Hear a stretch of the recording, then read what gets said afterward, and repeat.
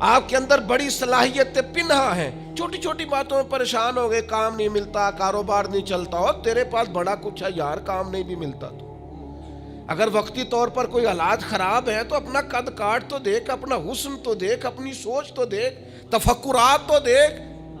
تجھے بنانے والے نے کوئی کمی چھوڑی نہیں، اس نے کمال کر دیا ہے، قدرت نے رنگ بھر دی ہے تیرے وجود میں۔ کبھی تو اپنے رب کے شاہکار ہونے کی نظر سے اپنے آپ کو دیکھے، تجھے اپنے آپ سے پیار ہو جائے، تجھے اپنے آپ سے محبت ہو جائے۔ وہ میں کبھی تنقید کیا کرتا تھا کہ یہ جوان شیشوں اور آئینوں کے سامنے بڑی دیر تک کھڑے رہتے ہیں، تو ایک دن ایک سادے سے بزرگ مجھے کہنے لگے یہ جو آئینے کے سامنے کھڑا ہے نا، یہ بھی رب کی تخلیق کوئی دیکھ رہا ہے، یہ کہہ رہا ہے کریم نے کمال نہیں کر دیا مجھے بنانے والا، حد نہیں کر دی، کیا حسن کے جلوے، کیا خوبصورتی اور کیا نورانیت اس نے پیدا کی ہے انسانی، اور پھر یہ جو دیا بن مانگے دیا۔ ایک بات یہ کہ اپنے نفس کو پہچانے، اور دوسری بات یہ ہے کہ عزت نفس کا بھی خیال کریں، اپنے آپ کو رسوا نہ کریں۔ اللہ نے عزت دی ہے تو اپنے آپ کو ذلت کی جگہ پر کھڑا نہ کریں، تہمت والی جگہ پہ اپنے آپ کو کھڑا نہ کریں، کبھی اپنے آپ کو اتنا کمزور نہ کریں۔ جھکنا ہے رب رسول کے سامنے، بلا وجہ دنیا داروں کے، سیٹھوں، نوابوں کے اور وزیروں مشیروں کے سامنے اپنے آپ کو رسوا نہ کریں، کسی کی گاڑی کے پیچھے بھاگ کے اللہ کی دی ہوئی شان کو کمزور نہ کریں، ذلت کی جگہ پہ اپنے آپ کو کھڑا نہ کریں۔ شریعت اسلامیہ نے مومن کا وقار کیا بیان کیا؟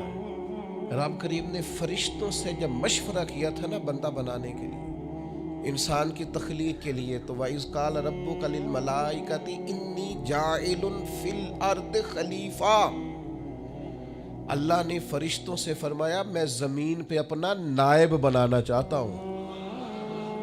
اوہو، کبھی آپ اس کو سمجھ جائیں نا کہ یہ عزت کا تاج کیا ہے۔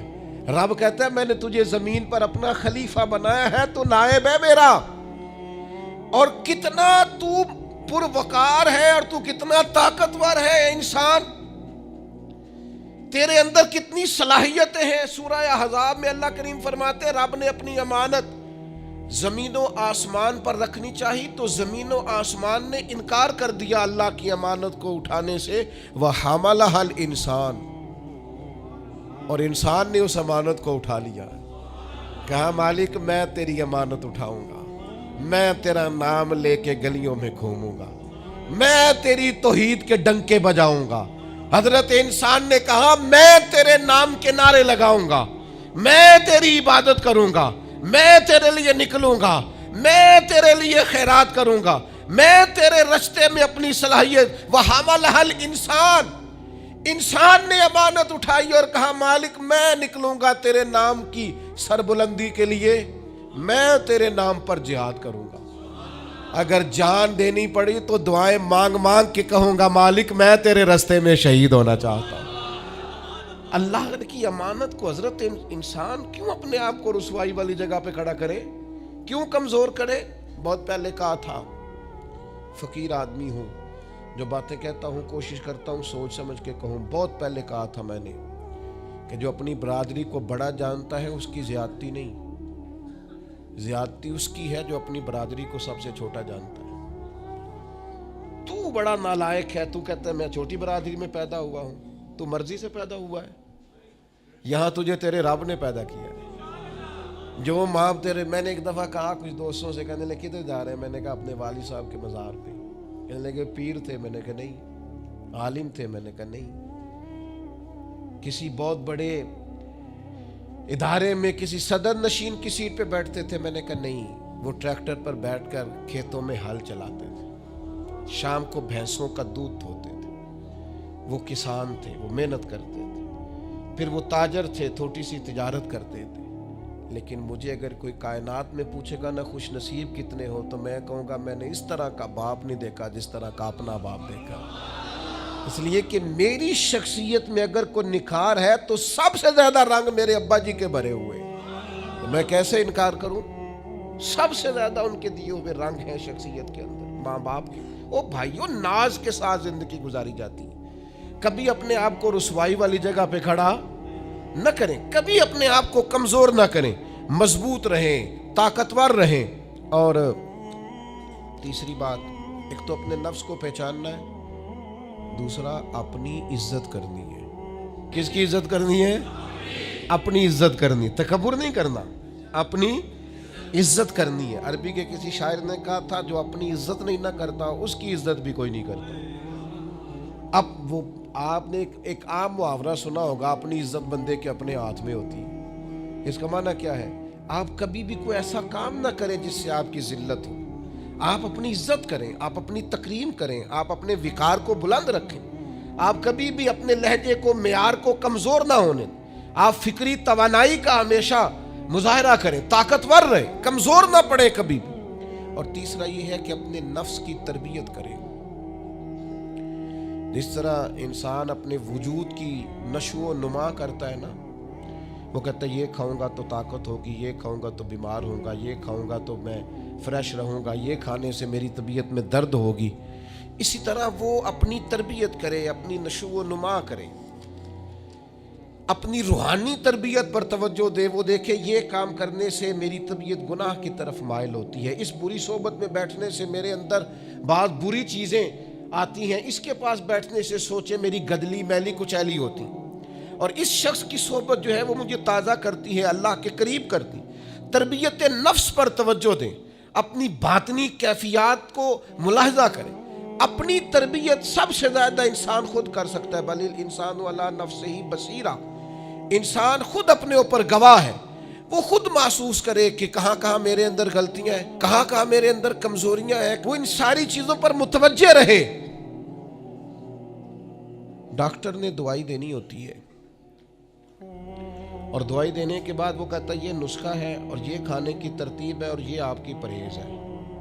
اب مریض کہے کہ جناب ڈاکٹر صاحب کوئی نظر کریں آپ تاکہ میں نہ نظر سے ٹھیک ہو جاؤں, تو ڈاکٹر کہے گا میری نظر یہی ہے جو میں نے نسخہ لکھا ہے نا, یہی نسخہ ہے, یہ دوائی کھائیں. یہ وہ لوگ آتے ہیں پیر صاحب کے پاس, کہتے ہیں کوئی نظر کریں میں نیک ہو جاؤں. بھی پیر صاحب نے نسخہ بتایا نا, 5 نمازیں پڑھو, نماز کے بعد یہ والا ذکر کرو. پیر صاحب نے بتایا نا اس کام سے پرہیز کرو, تو آپ ان بات مانیں, انشاءاللہ اللہ شفا عطا فرمائے گا. آپ اس نسخے پر, وہ پیر فیض الحسن شاہ صاحب رحمۃ اللہ علیہ آل و معاد شریف والے فرمایا کرتے تھے, مرید کہندے نے سانو نمازاں نہ پڑھاؤ, اللہ اللہ نہ کراؤ, ایویں ہی پہنچاؤ. تو کہتے ہیں یہ ایویں والا کام ہو سکتا, جو شریعت کے احکام ہے وہ تو سارے کرنے پڑتے ہیں. اور پھر لوگوں کو نے ایسے موقع پہ بابا بلے شاہ جی یاد آ جاتے ہیں. کہتے بلے شاہ نو مرشد ملے ہے تے انہیں ایویں ہی جا بخشایا ہے, او نا 300 پہلی زمین ہوندی سی بابے بلے شاہ دی, انہیں ساری دیتی دی اللہ دی راہ وچ. ایویں جڑا جے نا وہ اے والا ایویں جے, نیرا شیر نہ پڑھو, پیچھے پلٹ کے دیکھو تو صحیح اس شخص نے کمال کیا کیا کیا. مجھے اتنا نظر آ رہا ہے, وہ بلے شاہ نو مرشد ملیا جنہیں ایویں جا بخشایا, وہ ایویں ان کی عاجزی ہے, وہ ان کی عاجزی ہے, وہ انکساری ہے. وہ کہتے ہیں کہ مجھے بہت زیادہ مشقت نہیں کرنی پڑی, ایک ہی مرشد سے سارا کچھ مل گیا ہے. یہ اس بات کا ترجمہ ہے, اس کی تشریح ہے. من مانی باتیں, من مانی آپ تربیت اپنی کریں, اپنے اوپر غور کریں. اور چوتھا, ہمارے نفس کا ہم پر حق یہ ہے کہ اپنے نفس کا احتساب کریں, اپنے نفس کو اللہ کی رضا کے مطابق ڈھالیں, اس کا محاسبہ کریں. جو لوگ حساب کتاب نہیں نہ رکھتے, ہمارا ادارہ ذرا بڑا ہوا ہے تو ہم نے اسپیشل اکاؤنٹ میں پکا بندہ رکھ لیا ہے. پہلے ایک دوست کام کرتے تھے رضاکارانہ طور پر, شام کو بیٹھتے حساب کتاب کر دیتے. کمیٹیوں میں ایک شخص کیشیئر ہوتا ہے. پھر اب ادارہ بڑا ہو گیا, نظم بڑا ہو گیا, کام بڑا ہو گیا. اب وہ ایک آدمی شام کو اگر بیٹھے گا تو کرے گا نہیں, تو مستقل ایک صاحب ہیں جو ڈیوٹی کرتے, نظام کو دیکھتے. کیونکہ اگر حساب کتاب نہ رہے تو چیزیں ٹھیک چل سکتی. سب سے زیادہ وہ تاجر ناکام ہوتا ہے جو کمائی کرے اور خرچ کا حساب ہی نہ رکھے, جس کو پتہ ہی نہ ہو آمدن خرچ میں بیلنس کیا ہے. اس لیے حضرت عمر رضی اللہ تعالیٰ عنہ ارشاد فرماتے ہیں, اپنا حساب کرو اس سے پہلے کہ قیامت میں تمہارا حساب کیا جائے. اپنے نفس کا محاسبہ ضرور. ہم نہ ساری زندگی دوسروں کا حساب کرتے رہتے ہیں, فلاں کہاں سے کماتا ہے, کہاں کھاتا ہے, کہاں پہنچ گیا, کون سی سیاست کی, کس کے پاس اٹھتا بیٹھتا ہے, کہاں سے آتا جاتا ہے, چالاک بڑا ہے, فلاں سے مل گیا. اور ساری زندگی دوسروں کا خیال رکھتے گزر گئی, اس سے زیادہ بھی کبھی اپنا رکھا ہوتا نا, تو بات کہاں سے کہاں پہنچ جاتی. محاسبہ نفس کرنا, اور کتنا کرنا ہے, اس نفس کو قابل بنانا ہے. حضرت سیدنا عبداللہ ابن سلام رضی اللہ تعالیٰ عنہ, لکڑیوں کا گٹھا, پرانے زمانے کے اندر ایندھن لانا, لکڑیاں اکٹھی کر کے لانا, یہ بھی روزمرہ کی ڈیوٹیوں میں سے ایک ڈیوٹی ہوتی تھی. وہ ڈیوٹی آج کل ہم ماہانہ گیس کا بل دے کے پوری کرتے ہیں. یا اب بھی اس کی ایک صورت ہمارے پاس ہے کہ بہت سارے لوگوں نے سلنڈر اٹھائے ہوتے ہیں, گیس بھروانے جا رہے ہیں. تو اس سے کچھ عرصہ پہلے یا آج بھی دیہی ماحول کے اندر بعض لوگ شام کو لکڑیاں اکٹھی کر کے لاتے تھے کہ وہ آئیں گی تو کھانا پکے گا ایندھن کے لیے. حضرت عبداللہ ابن سلام رضی اللہ تعالیٰ عنہ لکڑیاں اپنی پشت پہ رکھے ہوئے ہیں, گھر کی طرف آ رہے ہیں. تو ایک شخص نے آپ سے کہا کہ جناب حد ہو گئی, گھر میں بیٹے بھی موجود ہیں, غلام بھی موجود ہیں, اور آپ یہ کام خود کر رہے ہیں. تو حضرت عبداللہ ابن سلام فرمانے لگے, بیٹے بھی موجود ہیں اور غلام بھی موجود ہیں, اور ایک بات اور بھی شامل کر رہا ہوں, اللہ کے فضل سے میرے بچے اور میرے خادم میرے فرما بردار بھی ہیں, بات بھی مانتے ہیں. لیکن فرمانے لگے میرا نفس نہ تھوڑا بڑا ہو گیا تھا, یہ مجھے کہہ رہا تھا تو بہت بڑا آدمی ہو گیا ہے, تو بہت بڑا شخص ہو گیا, تیری بڑی شخصیت ہو گئی ہے. فرمایا یہ جو ذرا لکڑیوں کا گٹھا پشت پہ رکھا ہے نا, یہ رکھا پشت پہ ہے, لیکن ذرا حساب اپنے نفس کا کر رہا ہوں, محاسبہ نفس کر رہا ہوں, اسے سمجھا رہا ہوں کہ اتنا بڑا ہونے کی ضرورت. ہمارے بزرگ فرمایا کرتے تھے آخر تک اپنے استادوں کی بارگاہ میں حاضری دینی ہے. میرے اسا فرمایا کرتے آخر تک اپنے مشائخ سے جڑے رہنا ہے, آخر تک اپنے اساتذہ کے پاس آنا جانا. کچھ لوگ بے نیاز ہو جاتے ہیں نا, خود عالم ہو گئے اب استاد گئے, خود بڑے ہو گئے اب گئے. کہتے تھے آخر تک جانا, اس لیے کہ بعض لوگوں کے پاس جانے سے انسان کو لگتا ہے کہ نہیں مجھ سے بھی بڑے موجود ہیں, ان کے پاس بیٹھنے سے احساس ہوتا ہے کہ میں اتنا بڑا نہیں ہوں. اور بڑا بھی ہمیشہ وہی ہوتا ہے جس کا کوئی بڑا ہوتا ہے, جس کا کوئی بڑا نہیں وہ کیسے بڑا ہوگا. تو اللہ تعالیٰ نے بھی ہمیں قرآن مجید کے اندر یہ حکم دیا, یا ایھا الذین آمنوا اتقوا اللہ ولتنظر نفس ما قدمت لغد, اے ایمان والو اللہ سے ڈرو اور ہر جان حساب کرے, محاسبہ کرے, دیکھے کہ اس نے کل کے لیے آگے کیا بھیجا, کل کے لیے اس اپنا حساب کرنا ہے, محاسبہ نفس کرنا. یہ نفس کا حق ہے. جس طرح کپڑے میلے ہو جاتے ہیں تو آپ پریشان ہوتی ہیں کہ یار یہ میلے ہو گئے بدلنے چاہیے, جوتے ٹوٹ جاتے ہیں تو آپ خیال کرتے ہیں یار مجھے آنا جانا ہوتا ہے, یہ مجھے ٹھیک کرنے چاہیے. تو نفس پر میل کچیل چڑھ جاتی ہے, لوگ حساب ہی نہیں کرتے. باطن سارا گدلا ہو جاتا ہے, لوگ حساب ہی نہیں کرتے. اندر سارا کمزور ہو جاتا ہے, حساب ہی نہیں کرتے. اس نفس کا حساب کرنا ہے, محاسبہ کرنا ہے, اس کا بھی حق ہے. جس طرح آپ کے جسم کا حق ہے کہ لباس ٹھیک ہو, جوتے ٹھیک ہوں, آپ نے غسل کیا ہوا ہو, اس طرح آپ کے نفس کا بھی حق ہے. اس کا حق کیا ہے کہ اسے اتنا ٹھیک کر دے, اتنا محاسبہ کریں, اتنی اس کی عادات بہتر کریں کہ وہ رب کی رضا کے مطابق ڈھل جائے, اللہ رسول کی رضا کے مطابق دھل جائے, نکھر جائے, صاف ہو جائے.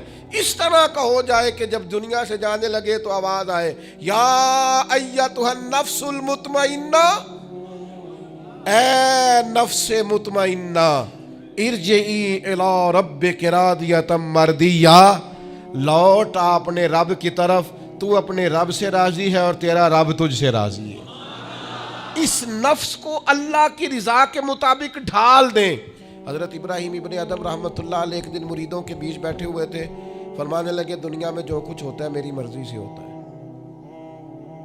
تو سارے مرید آپ کی طرح کے عقیدت مند تو نہیں نہ ہوتے چپ کر کے سن لیں, کچھ سوچتے بھی ہیں, ان کا دماغ فوری طور پر تنقید کی طرف بھی مائل ہوتا ہے.